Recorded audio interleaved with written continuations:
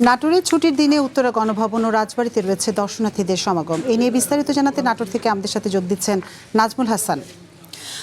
নাজমুল, দর্শনার্থীদের আকৃষ্ট করতে কর্তৃপক্ষ আসলে কি ধরনের ব্যবস্থা নিয়েছে?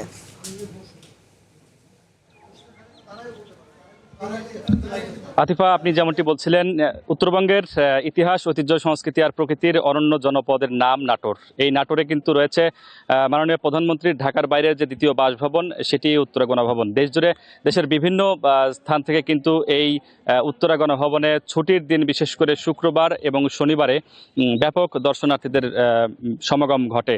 আর এই দর্শনার্থীদেরকে নিরাপত্তার জন্য, নিরাপত্তা সহ দর্শনার্থী আকৃষ্ট করার জন্য কর্তৃপক্ষ বিভিন্ন ধরনের ব্যবস্থা এখানে রেখেছেন। বিশেষ করে নিরাপত্তা ব্যবস্থাটা জোরদার করেছেন।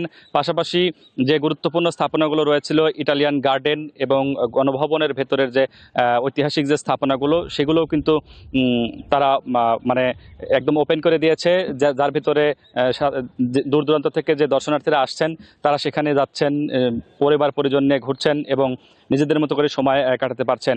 নাটোরের বেশ কিছু ঐতিহ্যবাহী স্থাপনা রয়েছে, তার মধ্যে এই উত্তরা গণভবনটাই আমরা লক্ষ্য করে থাকি যে প্রতি শুক্রবার এবং শনিবার ব্যাপক ভিড় দেখা যায়। আমি যদি একটু দেখাতে চাই যে এই যে উত্তরা গণভবন, সেই গণভবনের কিন্তু আজকে শুক্রবার সকাল থেকেই লক্ষ্য করেছি যে দূর দূরান্ত থেকে অনেক দর্শনার্থী আসছেন, পরিবার পরিজন নিয়ে ঘুরছেন, সময় কাটাচ্ছেন।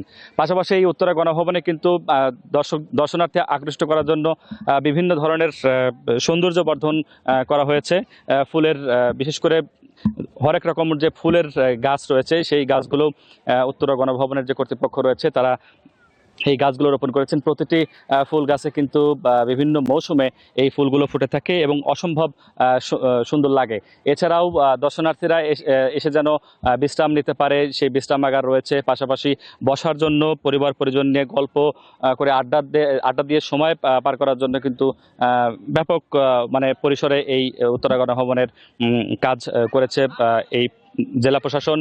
এমনকি এই উত্তরা গণভবন পরিষ্কার পরিচ্ছন্নতা রাখতে প্রতিনিয়ত জেলা প্রশাসনের উদ্যোগে নাটোরের জেলা প্রশাসক আমাদেরকে জানিয়েছেন যে গণভবনের সৌন্দর্য বৃদ্ধি সহ সার্বিক নিরাপত্তা ব্যবস্থায় মানে প্রতিটি সময় কিন্তু এই গণভবনে তাদের যে নিরাপত্তার যে জনবল রয়েছে, সেই জনবল অতিরিক্ত মোতায়েন করা হয়েছে।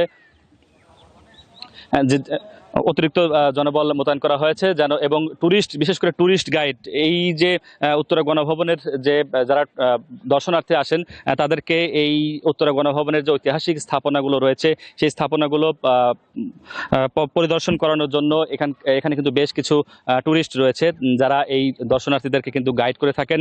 পাশাপাশি দর্শনার্থীরা যে ঐতিহ্যবাহী স্থাপনাগুলো রয়েছে সেগুলো তাদেরকে যেন চিনতে পারে এবং পরিবার পরিজন নিয়ে যেন এই যে স্থাপনা, উত্তরা গণভবনের যে আধিপত্য, যে দীর্ঘ সময়ের যাবৎ যে স্থাপনাটি, এটি কিন্তু দর্শনার্থী যারা আছেন তাদেরকে দেখানোর জন্য সার্বিকভাবে তারা বিভিন্ন ধরনের মানে পরিস্থিতি পর্যবেক্ষণের জন্য প্রশাসনের কর্মকর্তারাও এখানে।